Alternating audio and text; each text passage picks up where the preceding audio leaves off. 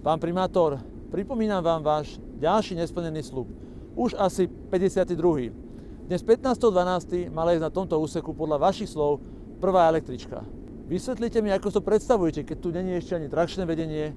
Je tu asi 100 metrov dlhý modrý stan, po ktorým sa stále pracuje. Máte nás, Bratislavčanov, za úplných hlupákov? Pán primátor, spravili ste z Petržalčanov svojich zajatcov, ktorí už 5 rokov žijú na tomto stavenisku. A prečo to tak dlho trvá? No, nedôsledná kontrola, zlý manažment, nedôsledné kontrolovanie odovzdávaných úsekov a strašne málo robotníkov na tejto stavbe. Toto by sa skutočne nestalo, keby niekto vedel manažovať projekty.